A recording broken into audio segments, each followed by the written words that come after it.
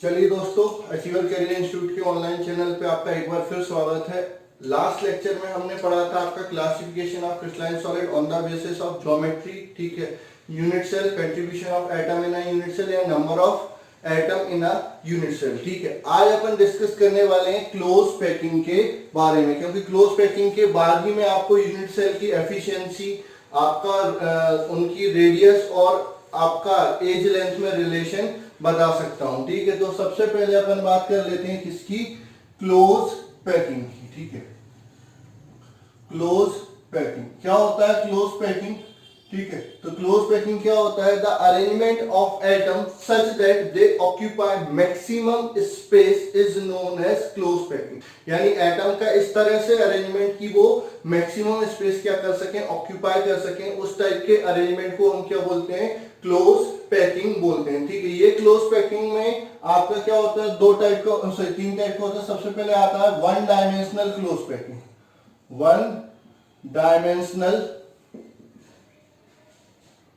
Close packing, ठीक है। One dimensional close packing क्या होती है, the close packing in which atom are arranged one by one in a straight line is known as one dimensional close packing. मतलब इसमें atom को इस तरह से अरेंज करना है, एक एटम, उसके पास में दूसरा एटम, उसके पास में दूसरा एटम, उसके पास में दूसरा एटम, दूसरा एटम, दूसरा एटम, दूसरा एटम, इस तरह से स्ट्रेट लाइन में अगर एटम अरेंज हैं तो इसको क्या बोलते हैं, वन डायमेंशनल क्लोज पैकिंग बोलते हैं। अब यहां पर एक टर्म आती है कोऑर्डिनेशन नंबर। कोऑर्डिनेशन नंबर क्या होता है, the surrounding adjacent atom is known as coordination number. मतलब सराउंडिंग में कितने एटम जो उससे जुड़े हुए हैं उसको ही अपन क्या बोलते हैं, कोऑर्डिनेशन नंबर बोलते हैं। तो वन डायमेंशनल क्लोज पैकिंग में कितने एटम एक एटम से जुड़े हुए हैं, तो ये वाला एटम ले लो तो दो।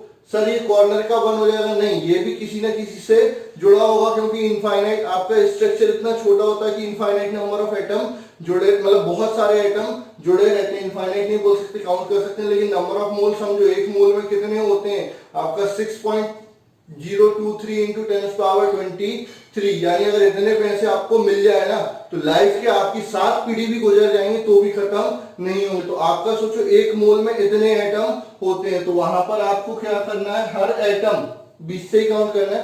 तो ये जो एटम होता है इसका कोऑर्डिनेशन नंबर कितना हो गया, 2। ये 2 एटम से जुड़ा हुआ है। ये हो गई आपकी वन डायमेंशनल क्लोज पैकिंग। फिर इसके बाद अपन बात करते हैं टू डायमेंशनल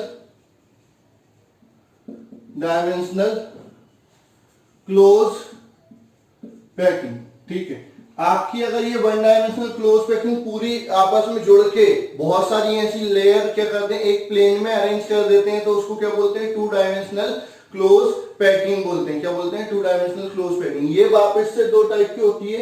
पहली होती है स्क्वायर क्लोज पैकिंग,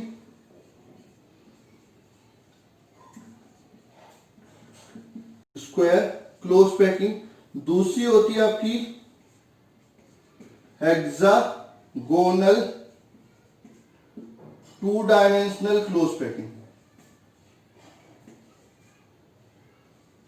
ठीक है। हेक्सागोनल या two dimensional hexagonal close packing. तो सबसे पहले स्क्वायर क्लोज पैकिंग की बात करते हैं। तो स्क्वायर क्लोज पैकिंग क्या होती है, the close packing in which one dimensional close packed layer are placed on one over another such that atom lie on another atom। मतलब कि क्या होता है, इसमें लेयर को इस तरह से अरेंज करना कि जैसे ये एटम की लेयर, ठीक है, इसके ऊपर ही दूसरा एटम क्या करेगा, लाई करेगा, एटम के ऊपर एटम लाई करेगा। तो इसको अपन क्या बोलेंगे, two dimensional square close packing बोलेंगे। इसके ऊपर भी एटम के ऊपर ही एटम लाई करेगा, तो इसको क्या बोलेंगे, स्क्वायर क्लोज पैकिंग बोलेंगे, ठीक है। अब स्क्वायर क्लोज पैकिंग में क्या होता है कि जो एक एटम होता है वो कितने एटम को टच करता है, 1 2 3 4 से, 1 2 3 और 4। तो इसका कोऑर्डिनेशन नंबर कितना हो गया, 4, ठीक है। इसका कोऑर्डिनेशन नंबर कितना था, 2, ठीक है। यहाँ पर ये जो एम्प्टी स्पेस है, तो किसी भी क्लोज पैकिंग में जो एम्प्टी स्पेस होता है उसको क्या बोलते हैं, वॉइड और इंटरस्टिशियल वॉइड बोलते हैं। या तो सिंपल वॉइड बोल दो या इंटरस्टिशियल वॉइड अपन बोल सकते हैं। तो the empty space present in any close packing is known as void और इंटरस्टिशियल स्पेस। यहाँ पर जो वॉइड होता है वो किस टाइप का वॉइड होता है, स्क्वायर वॉइड होता है, ठीक है। स्क्वायर वॉइड होता है मतलब 4 एटम से घिरा हुआ वॉइड होता है, ठीक है। उसके बाद अपन बात करते हैं हेक्सागोनल क्लोज पैकिंग की। तो हेक्सागोनल क्लोज पैकिंग में जो 1 डायमेंशनल क्लोज पैक लेयर है उनको एक दूसरे एटम के ऊपर मतलब दूसरी लेयर के ऊपर इस तरह से रखा जाता है कि जो दूसरी लेयर का एटम होगा वो पहली लेयर के 2 एटम के डिप्रेशन में आपका अलाइन हो जाएगा। तो उस टाइप की क्लोज पैकिंग को अपन क्या बोलते हैं, हेक्सागोनल क्लोज पैकिंग बोलते हैं। मतलब समझना कैसे, ये आपका क्या हो जाएगा, ये आपका एटम हो गया। अगर नीचे दिख नहीं रहा होगा तो मैं इधर बना देता हूं कि ये आपका क्या है, एटम है। ये आपकी 1 डायमेंशनल क्लोज पैक एटम की लेयर है। थोड़ा सा स्क्वायर मतलब ये स्क्वायर अच्छे से नहीं बने, थोड़ा ध्यान देना। दूसरा एटम यहां पर आएगा, फिर यहां पर आएगा, फिर यहां पर आएगा, फिर यहां पर आएगा, फिर यहां पर आएगा। तो इस तरह से ऊपर भी लाया करेंगे और नीचे भी लाए करेंगे, ठीक है। तो ये हो जाती है आपकी स्क्वायर क्लोज ऐसे हेक्सागोनल क्लोज पैकिंग, ठीक है। अच्छा, इसमें एक एटम कितने एटम से घिरा हुआ है, 1 2 3 4 5 6, ठीक है। इसलिए इसको अपन क्या बोल रहे हैं, हेक्सागोनल क्लोज पैकिंग बोल रहे हैं। तो इसमें जो कोऑर्डिनेशन नंबर होगा वो कितना हो गया, 6 हो गया। कितना हो गया, 6। इसमें कोऑर्डिनेशन नंबर 2, इसमें कोऑर्डिनेशन नंबर 4, इसमें कोऑर्डिनेशन नंबर कितना हो गया, 6 हो गया, ठीक है। उसके बाद टाइप ऑफ वॉइड, यहां पर एक वॉइड कितने एटम से घिरा हुआ है, जो एम्प्टी स्पेस है 3 एटम से घिरा हुआ है। तो वॉइड क्या होता है, triangular void is present. Triangular void is present, ठीक है। और ये ट्रायंगुलर वॉइड भी 2 टाइप के हैं, एक जिनका जो टिप है वर्टेक्स है ऊपर की तरफ है, और दूसरा जो टिप जो है वर्टेक्स है वो नीचे की तरफ है। 2 टाइप के हो जाते हैं, ए बी, बी ए, ठीक है। ए बी टाइप के 2 टाइप के क्या हो जाएंगे, ट्रायंगुलर वॉइड हो जाएंगे। तो आपकी यहां पर क्लोज पैकिंग अभी अपन ने बात की क्या, 1 डायमेंशनल, 2 डायमेंशनल, ठीक है। 2 डायमेंशनल में वापस से कितने टाइप की हो गई, 2 टाइप की हो गई, स्क्वायर और हेक्सागोनल। अब आते हैं अपन 3 डायमेंशनल क्लोज पैकिंग में। 3 डायमेंशनल क्लोज पैकिंग, ठीक है। अब ये किस तरह से बन सकती है, पहला इससे बन सकती है स्क्वायर क्लोज पैक्ड एटम से। स्क्वायर क्लोज पैक्ड एटम को एक के ऊपर एक अरेंज कर दो तो ये हो जाती है आपकी simple cubic close packing. Simple cubic close packing, ठीक है। क्यूबिक नहीं है, क्यूबिक नहीं है, क्यूबिक अलग होता है। अभी अपन किसकी बात कर रहे हैं, सिंपल क्यूबिक क्लोज पैकिंग की बात कर रहे हैं, सिंपल क्यूबिक क्लोज पैकिंग, ठीक है। In this type of close packing the 2 dimensional square close pack layer are placed one over another, ठीक है। तो इसमें क्या होगा, क्यूब टाइप का स्ट्रक्चर बन जाएगा। कोऑर्डिनेशन नंबर जो होगा ईच एटम का वो क्या हो जाएगा, 6 हो जाएगा। भाई 4 तो ये है, एक इसके ऊपर और एक इसके नीचे, तो आपका कोऑर्डिनेशन नंबर क्या हो जाएगा, 6 हो जाएगा। फिर आपका आता है hexagonal close packing. Hexagonal close packing, ठीक है। तो हेक्सागोनल क्लोज पैकिंग में क्या होता है कि आपका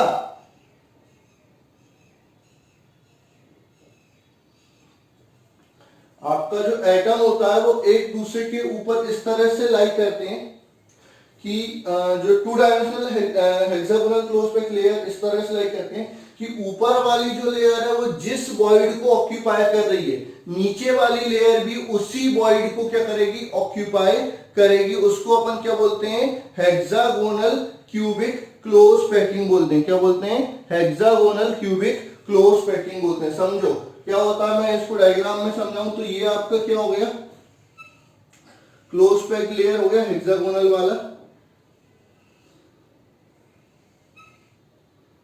ठीक है। अब मैं यहां पर दूसरी लेयर की केवल 3 एटम बना रहा हूं, ठीक है, ये और ये। तो ये इस वॉइड पर आएगी, ये भी आपका ए पर आएगी, ये भी आपका ए पर आएगी। तो नीचे वाली लेयर भी अगर यही वॉइड ऑक्यूपाई करती है तो आपका ये क्या कहलाता है? हेक्सागोनल क्लोज पैकिंग कहलाता है। क्या कहलाता है? हेक्सागोनल क्लोज पैकिंग कहलाता है, ठीक है। अब इसमें क्या होता है, इसमें ये आप समझेंगे, अगर ये ए है, ये बी हो जाएगी, ये वापस से ए हो जाएगा, तो इसमें ए बी टाइप का अरेंजमेंट हो जाएगा। किस टाइप का अरेंजमेंट हो जाएगा? ए बी टाइप का अरेंजमेंट हो जाएगा, ठीक है। इसमें कोऑर्डिनेशन नंबर कितना होगा हर एक एटम का? 12 कोऑर्डिनेशन नंबर हो जाएगा, ठीक है। तो ये है 3 ऊपर और 3 नीचे, ठीक है। आपका एफिशिएंसी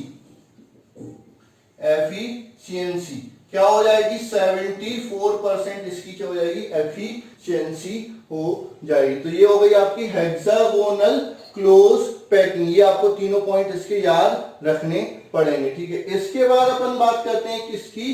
क्यूबिक क्लोज पैकिंग की, ठीक है। सिंपल क्यूबिक अलग है, हेक्सागोनल अलग है और क्यूबिक अलग है, ठीक है। अब अपन बात कर रहे हैं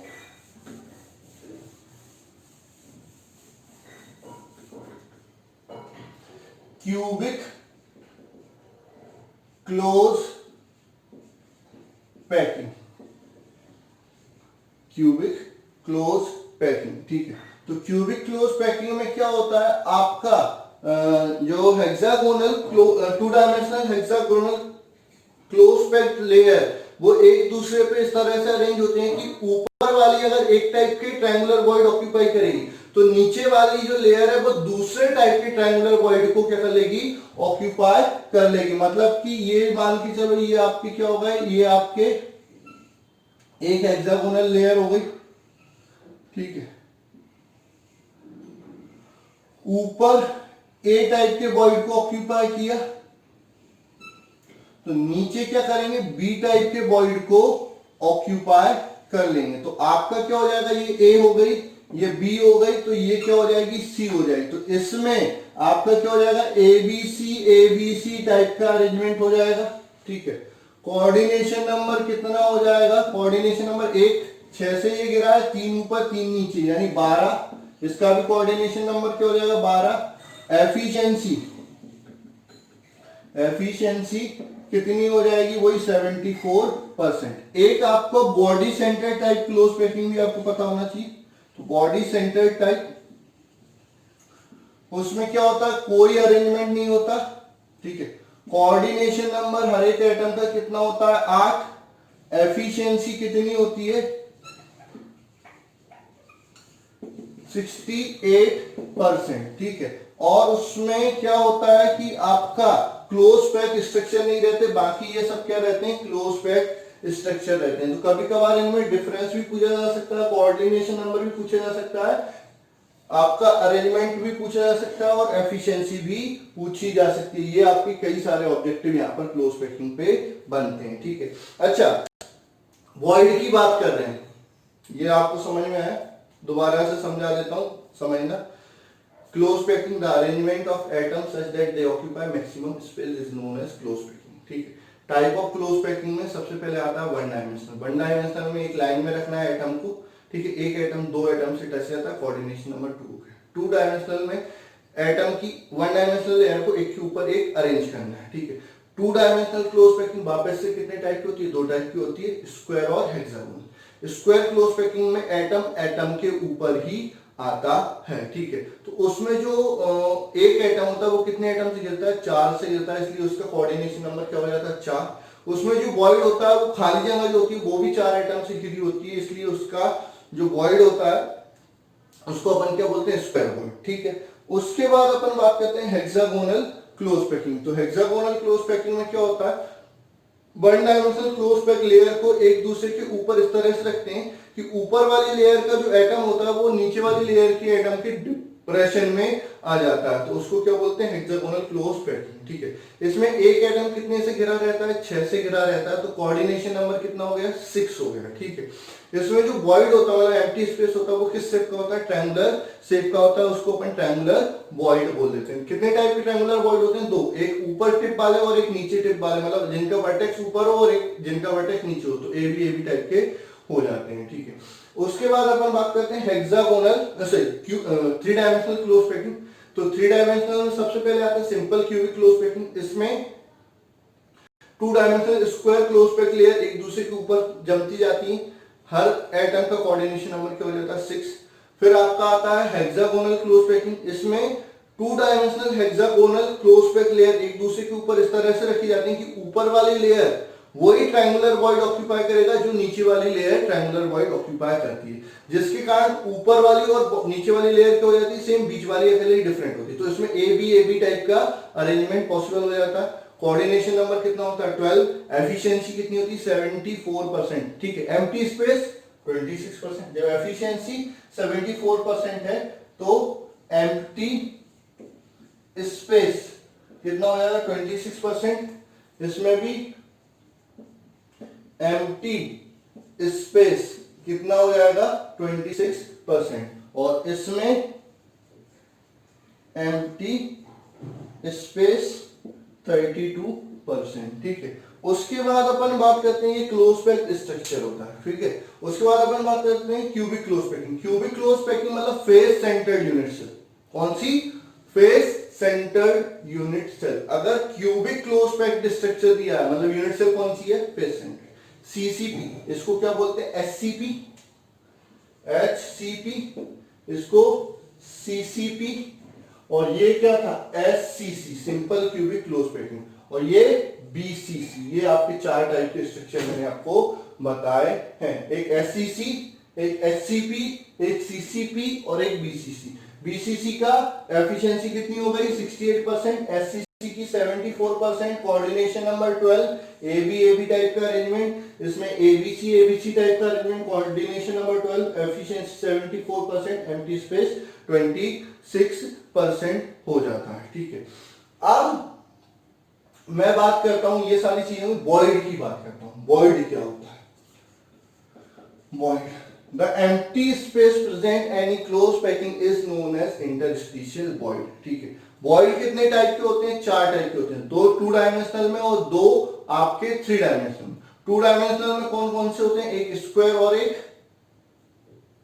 और एक ट्रायंगुलर। 3 डायमेंशनल में कौन कौन से होते हैं, टेट्राहेड्रल वॉइड, टेट्राहेड्रल वॉइड, और दूसरा ऑक्टाहेड्रल वॉइड। ठीक है, तो टेट्राहेड्रल वॉइड क्या होता है, the void in which atom lie over triangular void is known as tetrahedral void. मतलब ऐसा वॉइड जो किससे बनता है, ट्रायंगुलर वॉइड के ऊपर, जस्ट ऊपर क्या होता है, दूसरा एटम आ जाए तो उसके कारण जो वॉइड बनता है उसको अपन क्या बोलते हैं, टेट्राहेड्रल वॉइड। इसमें जो एम्प्टी स्पेस होगा वो क्या कहलाएगा, टेट्राहेड्रल वॉइड। अब इस टेट्राहेड्रल वॉइड में अगर कोई एटम फंसता है तो उसका कोऑर्डिनेशन नंबर कितना हो जाएगा, तो coordination number of tetrahedral void, याद रखना, अभी अपन बाद में बहुत चीजें इसमें डिस्कस करने वाले हैं, 4। तो अगर कोई एटम गलती से भी कहां पर आ जाता है, टेट्राहेड्रल वॉइड में आ जाता है, कोई एटम आए कहां पर है, टेट्राहेड्रल वॉइड में, तो उसका कोऑर्डिनेशन नंबर कितना होगा, 4 होगा। ये आपको याद रखना। अभी ऑब्जेक्टिव में अपन बात करेंगे, कई टाइप के ऑब्जेक्टिव इस पे बनेंगे। ठीक है, तो टेट्राहेड्रल वॉइड हो गया। Octahedral void, octahedral void, octahedral void क्या होता है, the void which is formed by overlapping of 2 triangular void in opposite direction is known as octahedral void. मतलब 2 ट्रायंगुलर वॉइड लिए, एक ये और एक ये अपोजिट डायरेक्शन में क्या करते हैं, ओवरलैप करते हैं एक दूसरे को, तो इससे जो वॉइड बनता है वो क्या कहलाता है, ऑक्टाहेड्रल वॉइड कहलाता है। ठीक है, ये यहाँ पर जो स्पेस बना है उसको क्या बोलेंगे, ऑक्टाहेड्रल वॉइड बोलेंगे। तो अच्छा, एक ऑक्टाहेड्रल वॉइड कितने एटम से घिरा हुआ, मतलब अगर यहाँ पर कोई एटम फंसता है तो उसका कोऑर्डिनेशन नंबर कितना होगा, तो coordination number of octahedral void कितना हो जाएगा, 6। ठीक है, तो अगर आपका कोई एटम या आयन कहां पर आता है, ऑक्टाहेड्रल वॉइड में आता है, तो उसका कोऑर्डिनेशन नंबर कितना हो जाता है, 6। कोई एटम और आयन किस में आता है, टेट्राहेड्रल वॉइड में आता है, तो कोऑर्डिनेशन नंबर कितना हो जाता है, 4। कितने टाइप के वॉइड होते हैं, अगर बात करें 3 डायमेंशन में 2 टाइप के वॉइड होते हैं, एक टेट्राहेड्रल और एक ऑक्टाहेड्रल। 2 डायमेंशन में भी 2 टाइप के होते हैं, स्क्वायर और ट्राइगोनल। तो टोटल कितने हो गए, 4 टाइप के वॉइड हो गए। अलग अलग यूनिट सेल में इन वॉइड की पोजीशन अलग अलग होती है। जनरली आपका जो क्वेश्चन आता है वो क्यूबिक क्लोज पैकिंग का आता है।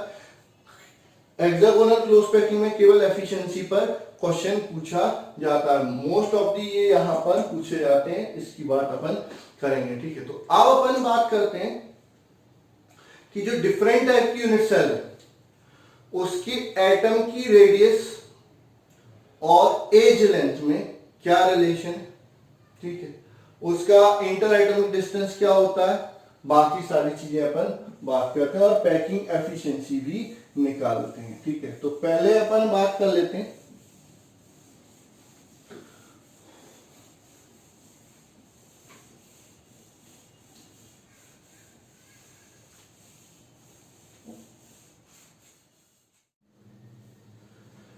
ठीक है, तो अभी अपन ने क्लोज पैकिंग की बात की, अब अपन बात कर रहे हैं रिलेशन बिटवीन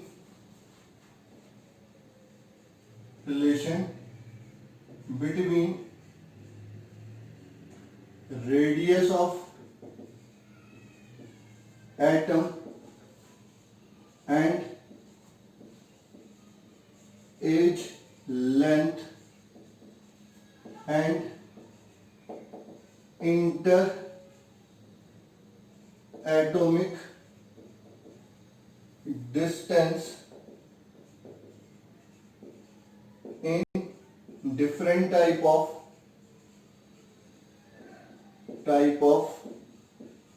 unit cell। अलग अलग टाइप की यूनिट सेल में आपका क्या होता है, रेडियस ऑफ एटम, आपका एज लेंथ और इंटर एटॉमिक डिस्टेंस में क्या रिलेशन होता है, उन सब चीजों के बारे में अपन डिस्कस कर रहे हैं। तो सबसे पहले बात करते हैं कि इसके लिए 4 सिंपल क्यूबिक यूनिट सेल। ठीक है, तो आपका सिंपल क्यूबिक यूनिट सेल अगर मैं बनाता हूं तो ये आपका सिंपल क्यूबिक यूनिट सेल हो जाएगी। ठीक है, इसमें जो एटम होगा केवल और केवल कॉर्नर पे प्रेजेंट होगा, और कॉर्नर पे भी वो इस तरह से प्रेजेंट होगा कि वो आपस में एक दूसरे को क्या करेंगे, टच करेंगे। सेम चीज आपकी नीचे होगी, नीचे भी सारे एटम एक दूसरे को क्या करेंगे, टच करेंगे। थोड़ा सा 3D डायग्राम बनाना यहाँ पर पॉसिबल नहीं हो पाता। ठीक है, इस क्यूब की एज लेंथ को हम किससे नोट करते हैं, ए से, स्मॉल ए से नोट कर रहे हैं और रेडियस को आर से नोट कर रहे हैं। तो ये मैंने बनाया A B C D E F G H. ठीक है, तो आपका क्या हो जाएगा, ए बी बराबर हो जाएगा क्या, ए। ठीक है, अब ये आपका आर है और ये भी आपका आर है, तो ए बी बराबर ही क्या हो जाएगा, 2r। ठीक है, तो आपका 2r बराबर क्या हो जाएगा, 1। ये रिलेशन हो गया किसमें, रेडियस ऑफ एटम और एज लेंथ में। ठीक है, तो यहाँ पर सिंपल क्यूबिक यूनिट सेल के लिए a बराबर क्या होता है, 2r, या r बराबर क्या होता है, a/2। ये आपका रिलेशन हो गया रेडियस और एज लेंथ में। ठीक है, अब अपन बात करते हैं इंटर एटॉमिक डिस्टेंस। ठीक है, इंटर एटॉमिक डिस्टेंस सिंपल अगर बोले इंटर एटॉमिक डिस्टेंस तो उसका मतलब होता है शॉर्टेस्ट इंटर एटॉमिक डिस्टेंस। तो अपन बात कर रहे हैं शॉर्टेस्ट इंटर एटॉमिक डिस्टेंस। ठीक है, तो ये क्या होती है आपकी d होती है शॉर्टेस्ट इंटर एटॉमिक डिस्टेंस, दो एटम आपके एक दूसरे के से जुड़े हुए हैं तो उन दोनों की सेंटर से सेंटर की डिस्टेंस क्या होती है, शॉर्टेस्ट इंटर एटॉमिक डिस्टेंस होती है। तो वो किसके बराबर हो जाती है, 2r के बराबर हो जाती है, यानी a के बराबर हो जाती है। तो सिंपल क्यूबिक यूनिट सेल में आपका रिलेशन क्या हो जाता है, r बराबर a/2। Shortest inter atomic distance या इंटर एटॉमिक डिस्टेंस पूछेंगे तो d बराबर 2r या a के बराबर हो जाएगी। लेकिन कई बार क्वेश्चन बदल देते हैं, वो आपका inter atomic distance along the face diagonal पूछ लेते हैं। तो along the face diagonal inter atomic distance क्या हो जाएगी, ये हो जाएगी। ठीक है, तो इंटर एटॉमिक डिस्टेंस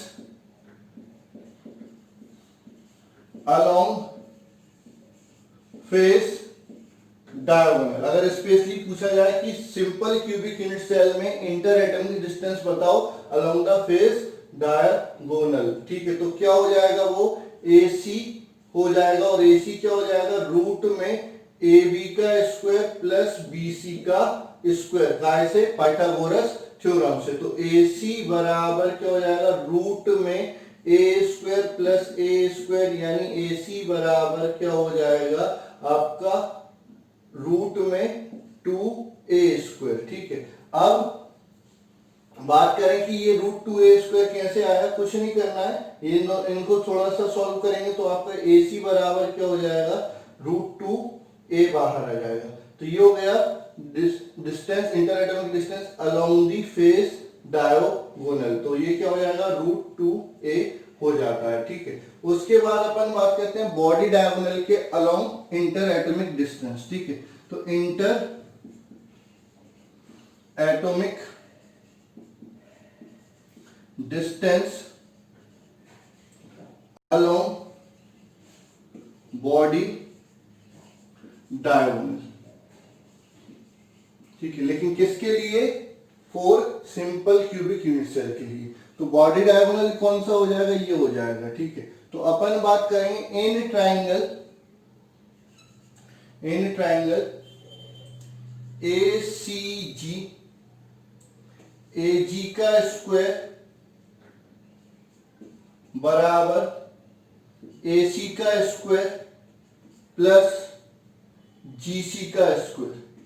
ठीक है, तो AG का स्क्वायर बराबर क्या हो जाएगा, AC क्या है, रूट 2a, तो इसका स्क्वायर क्या हो जाएगा, 2a स्क्वायर प्लस GC क्या हो जाएगी, इसकी एज लेंथ हो जाएगी, तो ये स्क्वायर। तो AG का स्क्वायर बराबर क्या हो जाएगा, 3a स्क्वायर। ठीक है, तो AG बराबर क्या हो जाएगा, रूट 3a। तो ये आपका इंटर एटॉमिक डिस्टेंस हो गया, किसके लिए, आपका सिंपल क्यूबिक यूनिट सेल के लिए, किसके अलाउंग, बॉडी डायगोनल के अलाउंग। सिंपल पूछा जाएगा तो ये नो डाउट ये निकालना है। ठीक है, शॉर्टेस्ट इंटर एटॉमिक डिस्टेंस। लेकिन अगर किस स्पेशल केस में निकालना है तो ये आपका हो जाएगा, तो ये AG हो जाएगा रूट 3a, यानी आपका inter atomic distance along body diagonal, तो ये रूट 3a हो जाता है। तो ये आपका सिंपल क्यूबिक यूनिट सेल के लिए A और R में रिलेशन हो गया, मतलब एज लेंथ और रेडियस ऑफ एटम में रिलेशन हो गया। उसके लिए शॉर्टेस्ट इंटर एटॉमिक डिस्टेंस या inter atomic distance along edge, inter atomic distance along the face diagonal और inter atomic distance along the body diagonal अपन ने निकाली है, किसके लिए, सिंपल क्यूबिक यूनिट सेल के लिए। ठीक है, ऐसे ही हम निकालेंगे किसके लिए, फेस सेंटर्ड यूनिट सेल के लिए निकालेंगे। अब बात करते हैं for face centred unit cell, for face centred unit cell. तो फेस सेंटर्ड यूनिट सेल में क्या होता है, जो एटम होता है वो आपका कॉर्नर के साथ साथ फेस के सेंटर पे भी प्रेजेंट होता है। मतलब ये एटम ऐसा होगा, यहां पर होगा, यहां पर होगा, यहां पर होगा और यहां पर भी होगा, और ये जो होगा वो चारों फेस कॉर्नर को टच करेगा, लेकिन यहां पर आपके एटम टच नहीं करेंगे। ऐसा ही यहां पर होगा, ऐसा ही यहां पर होगा, तो एटम यहां पर भी टच करेगा, पीछे भी टच करेगा, यहां पर भी टच करेगा, नीचे भी टच करेगा और इधर भी टच करेगा। तो अगर मैं सिंपल एक फेस बनाता हूं तो सिंपल फेस में आप समझो क्या हो जाएगा, यहां पर एक एटम है, यहां पर एक एटम है, यहां पर एक एटम है, यहां पर एक एटम है और चारों को टच करता हुआ यहां पर एक एटम है। ये आपका ए बी सी डी ले लिया, ठीक है। अब बात करता हूं इस डायग्राम में, बात करता हूं ए बी सी निकालता हूं, तो यहां पर क्या हो जाएगा, ए सी बराबर क्या हो जाएगा, रूट में ए बी का स्क्वायर प्लस बी सी का स्क्वायर पाइथागोरस थ्योरम से। तो ए सी बराबर क्या हो जाएगा यहाँ पर रूट में ए स्क्वायर प्लस ए स्क्वायर, ठीक है। तो ए सी बराबर क्या हो जाएगा, रूट 2a, ठीक है। अब उसके अलावा ए सी बराबर क्या हो जाएगा, ये r, ये 2r और ये r, तो ए सी बराबर क्या हो जाएगा, 4r हो जाएगा। तो इन दोनों को इक्वेट करेंगे तो 4r बराबर रूट 2a, तो r बराबर root 2a upon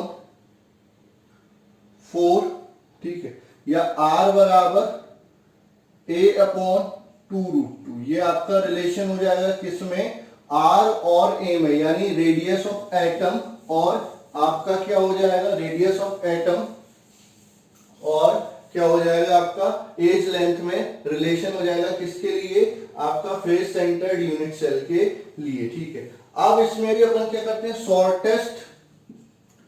shortest inter atomic distance. तो अब आपके shortest inter atomic distance along edge नहीं होगा, अलोंग फेस डायगोनल होगा, तो डी एफ डी, ठीक है। ये shortest inter atomic distance face diagonal के अलोंग होगा। तो ये क्या हो जाएगा, यहां से यहां तक का डिस्टेंस हो जाएगा 2r, ठीक है। ये दोनों का डिस्टेंस क्या हो जाएगा, 2r। तो r ऑलरेडी निकाल चुके हो, ठीक है। तो ये हो जाएगा आपका 2 इंटू a अपॉन 2√2, ठीक है। 2 से 2 कैंसिल, a बाय √2। कई लोग इसको क्या करते देते हैं, रेशनलाइज करके इसको इस तरह से भी लिख देते हैं, √2a अपॉन 2, इस तरह से भी लिख सकते हैं। तो ये शॉर्टेस्ट इंटर एटॉमिक डिस्टेंस हो जाती है किसके लिए, फेस सेंटर्ड यूनिट सेल के लिए, या फेस सेंटर्ड यूनिट सेल के लिए इंटर एटॉमिक डिस्टेंस हो जाती है अलोंग द फेस डायगोनल, ठीक है। तो ये जो होगी वो आपकी उससे कम होगी, सॉरी उससे कम होगी, किससे, आपका जो सिंपल क्यूबिक यूनिट सेल के लिए शॉर्टेस्ट इंटर एटॉमिक डिस्टेंस था उससे कम हो जाएगी। अब इसी में अगर अपन बात करते हैं inter atomic distance along edge के अलावा अगर इंटर एटॉमिक डिस्टेंस निकाल रही हो, तो यहां से यहां तक की डिस्टेंस, तो ये किसके बराबर हो जाएगा, a के बराबर हो जाएगा। तो D E inter atomic distance along the edge, तो वो क्या हो जाएगा, a के बराबर हो जाएगा, ठीक है। अब बात करते हैं inter atomic distance along body diagonal, inter atomic distance along body diagonal, ठीक है। तो बॉडी डायगोनल ये मान लो a, ये b, ये c, ये d, ये e, ये f और ये g। तो बॉडी डायगोनल के अलोंग यानी ये हो जाएगा। तो अपन बात करते हैं इन ट्राइंगल ACG, ये आपका G पॉइंट हो गया और ये H हो गया। तो क्या हो जाएगा, AG का स्क्वायर बराबर AC का स्क्वायर प्लस GC का स्क्वायर, ठीक है। तो यहां से AG का स्क्वायर बराबर क्या हो जाएगा, 2a स्क्वायर, पाइथागोरस थ्योरम से ऑलरेडी निकाल चुके हैं, प्लस a स्क्वायर, यानी AG का स्क्वायर वापस से क्या हो जाएगा, 3a स्क्वायर। तो AG बराबर क्या हो जाएगा, √3a। तो ये इंटर एटॉमिक डिस्टेंस हो जाएगी अलोंग बॉडी डायगोनल, तो √3a। तो सिंपल क्यूबिक यूनिट सेल के लिए बात कर लो या फेस सेंटर्ड यूनिट सेल के लिए बात कर लो, इंटर एटॉमिक डिस्टेंस जो आएगी बॉडी डायगोनल में वो सेम आएगी, ठीक है। फेस डायगोनल की अलग हो जाएगी और आपका एज लेंथ की सेम हो जाएगी, लेकिन आपकी शॉर्टेस्ट इंटर एटॉमिक डिस्टेंस क्या हो जाएगी, a/√2। जनरली जो क्वेश्चन आता है, ज्यादातर जो क्वेश्चन आता है वो शॉर्टेस्ट इंटर एटॉमिक डिस्टेंस पर ही आता है या सिंपल इंटर एटॉमिक डिस्टेंस पर ही आता है, लेकिन कभी कभार स्पेशली मतलब जो कंफ्यूज करने के लिए बहुत टफ पेपर अगर आपका बनाना चाहते हैं तो फिर आपका इस टाइप का टर्म डाल देते हैं कि अलोंग द फेस डायगोनल बताओ या अलोंग द बॉडी डायगोनल बताओ, तो वो बोल देते हैं कौन ज्यादा होगा या कौन कम होगा। तो जो सिंबल उनके सामने लिखे होंगे उसके अकॉर्डिंग उनको कैलकुलेट करके उनकी वैल्यू को कंपेयर आपको करना पड़ेगा। तो ये हो गया आपका इंटर एटॉमिक डिस्टेंस और आपका relation between radius of atom and edge length for face centred unit cell. अब अपन बात कर लेते हैं किसके लिए, for body centred unit cell के लिए बात कर लेते हैं। किसके लिए बात कर लेते हैं, बॉडी सेंटर्ड यूनिट सेल के लिए बात कर लेते हैं।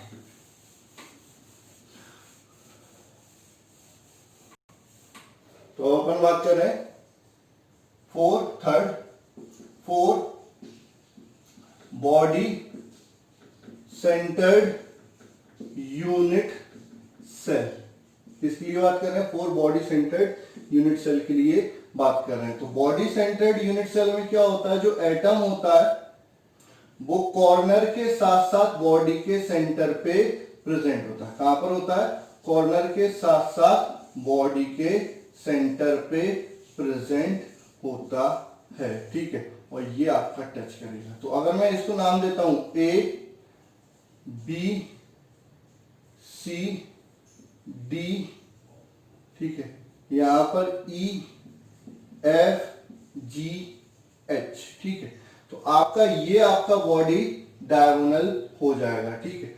अब क्या चाहिए, अपन बात करते हैं इन ट्राइंगल ए ई जी, ठीक है, ए ई जी, ठीक है, ए ई जी। तो ये क्या हो जाएगा, ए जी का स्क्वायर बराबर क्या हो जाएगा, ए ई का स्क्वायर प्लस ए ई का स्क्वायर प्लस ई जी का स्क्वायर, ठीक है।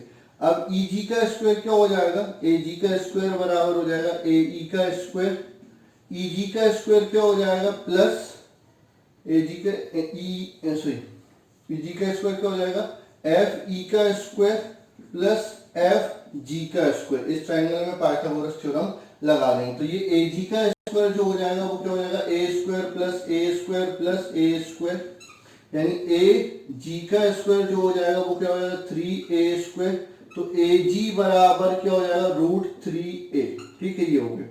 अब ये r, ये 2r और ये r, तो ए जी बराबर इस केस में क्या हो जाएगा 4r हो जाएगा।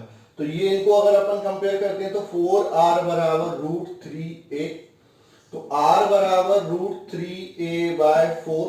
तो ये रिलेशन हो गया किसमें, radius of atom and edge length में, किसके लिए, बॉडी सेंटर्ड के लिए। सिंपल क्यूबिक के लिए r बराबर a/2, फेस सेंटर्ड के लिए r बराबर a/2√2 और बॉडी सेंटर के लिए r बराबर √3a/4, ठीक है। ये आपका रिलेशन हो गया। अब अपन बात करते हैं शॉर्टेस्ट इंटर एटॉमिक डिस्टेंस। तो इसमें क्या होगा, शॉर्टेस्ट इंटर एटॉमिक डिस्टेंस किसके अलोंग आ जाएगा, बॉडी डायगोनल के अकॉर्डिंग, क्योंकि ये तो टच में ही नहीं है और ये भी आपके टच में नहीं। टच में कौन से हैं, बॉडी डायगोनल के अलोंग जो एटम है वो टच में। तो जो डी आएगा वो क्या हो जाएगा, बी डी हो जाएगा। वो क्या हो जाएगा 2r ही होगा। शॉर्टेस्ट इंटर एटॉमिक डिस्टेंस हमेशा 2r ही होगी। और r ऑलरेडी निकाल चुके हो तो क्या हो जाएगा 2 इंटू √3a/4, तो ये हो जाएगा √3a/2। ये आपका शॉर्टेस्ट इंटर एटॉमिक डिस्टेंस हो जाएगा अलोंग द बॉडी डायगोनल, या फिर शॉर्टेस्ट इंटर एटॉमिक डिस्टेंस हो जाएगा for body centred unit cell, या इंटर एटॉमिक डिस्टेंस हो जाएगा किसके लिए, बॉडी सेंटर्ड यूनिट सेल, ठीक है। अब अपन बात करते हैं inter atomic distance, atomic distance along edge, ठीक है। तो ये एज के अलोंग जो इंटर एटॉमिक डिस्टेंस आएगा DE, वो क्या हो जाएगा A ही हो जाएगा, इन दोनों के बीच की डिस्टेंस, ठीक है। उसके बाद बात करते हैं inter atomic distance along face diagonal,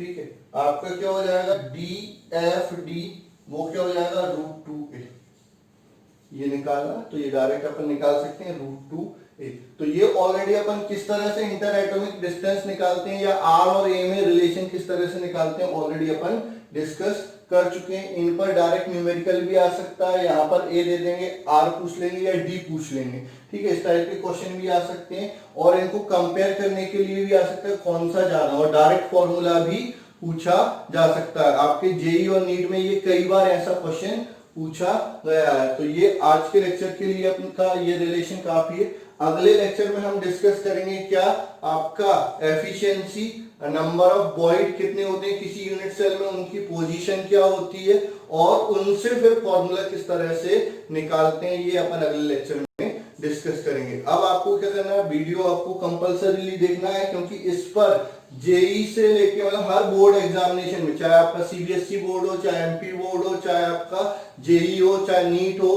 कोई सा, इवन आपका जो सीईटी होता है, कॉमन एंट्रेंस टेस्ट जो होता है आपका, जो प्राइवेट यूनिवर्सिटीज होती हैं, उनके लिए भी आपका ये पूछा जा सकता है। तो बिल्कुल आप इसके लिए प्रिपरेशन करेंगे। और अगर कोई दिक्कत आती है तो आप मेरे को व्हाट्सएप पे मैसेज कर सकते हैं या फिर कमेंट में भी बता सकते हैं कि सर यहाँ पर हमको दोबारा से प्रॉब्लम आ रही है, तो अपन उसको भी रिजॉल्व कर लेंगे। वीडियो को ज्यादा से ज्यादा देखिए, ज्यादा से ज्यादा लाइक कीजिए और शेयर तो करना ही कि सबको इसका एडवांटेज मिल सके। ठीक है, मिलते हैं।